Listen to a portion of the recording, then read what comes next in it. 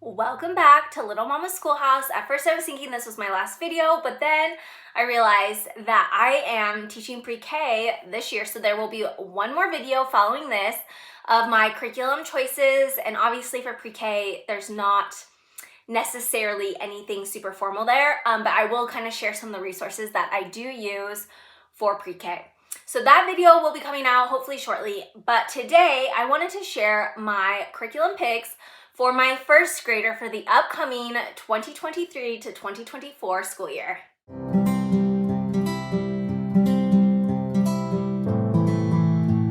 So I must be a little honest, I was a little hesitant in making this video just because we are not fitting into the mold, I guess, of the curriculum videos that I've seen, at least, because my first grader is going to be doing the Level K course book. So I've noticed with my kids that they are just not interested in reading or doing anything of the sort until they are 6. Something magical goes off when they are 6 years old and they decide that they are ready to learn how to read. And it's a very smooth, quite easy process. Anyway, so this is my daughter. Her birthday isn't until February, and so she wasn't interested in reading or doing anything. So we were trying to get through even the preschool book, and that was still actually kind of difficult for her.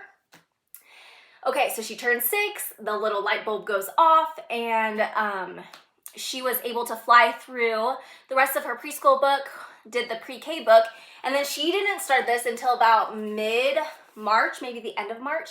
So she hasn't made a lot of progress on this. So this is what she is going to be working on for this next school year, and then when she finishes, we will just go ahead and jump straight into level 1. I'm hopeful that she will finish this by Christmas, but if not, no issue. Eventually she may catch up, who knows. But this is, I guess, like the important lesson is just meeting your kids where they are at. So she will be doing Level K with the Good and the Beautiful. I think the Good and the Beautiful is great, especially for these lower levels and learning how to read and all of that.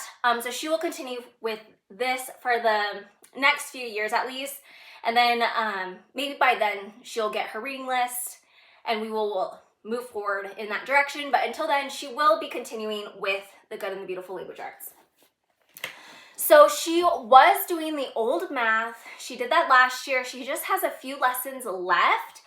But I believe that the Good and the Beautiful Simply Math is a little, I guess, more easy and simple than their previous levels.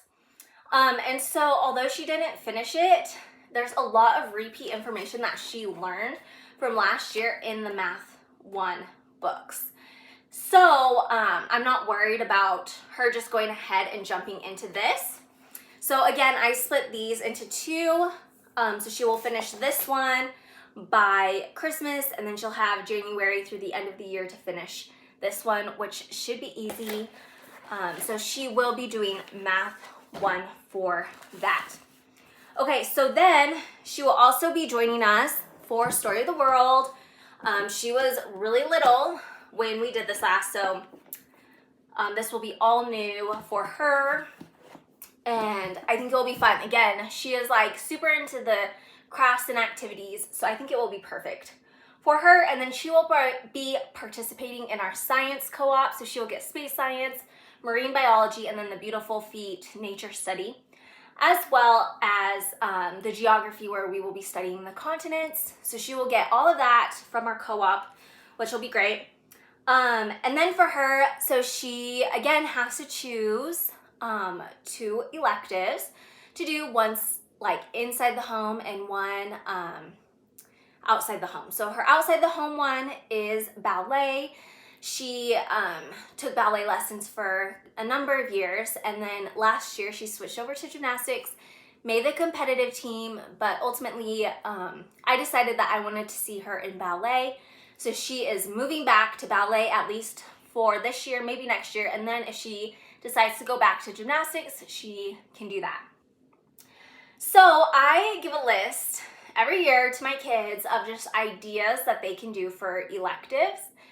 And so this is the first child that has chosen Lego Creations for an elective, which I was really excited about. So I ordered her 4 sets of Legos. So that way she's kind of doing like 2 each semester. And these are bigger ones. They are still age appropriate, but they are larger. So they take a little bit more time.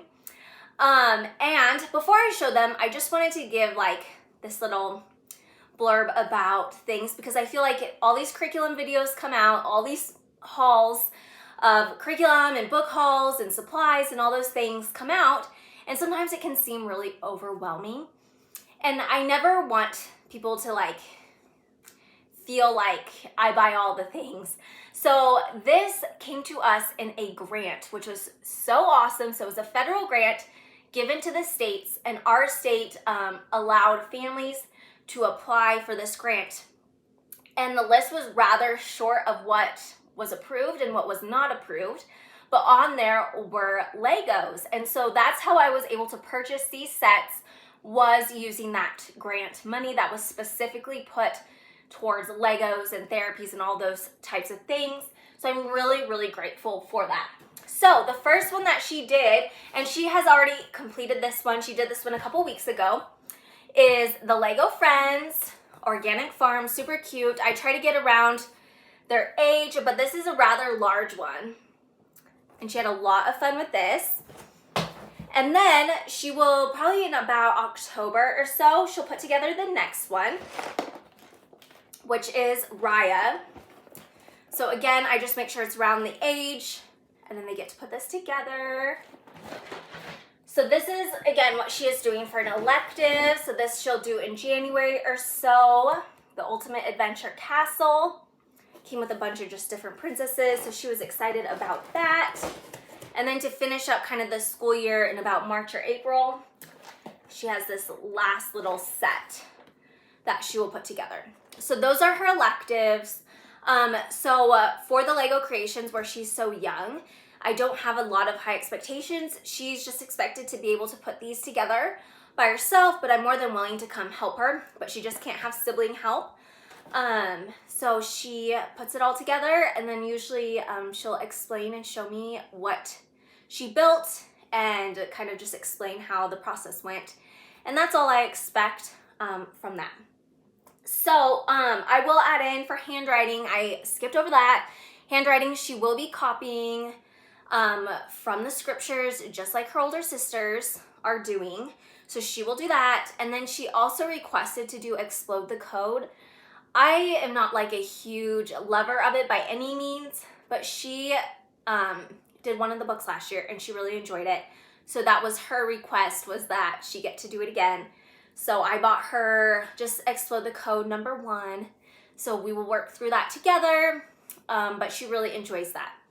So anyway, so that is what I will be doing for my first grader for this upcoming school year.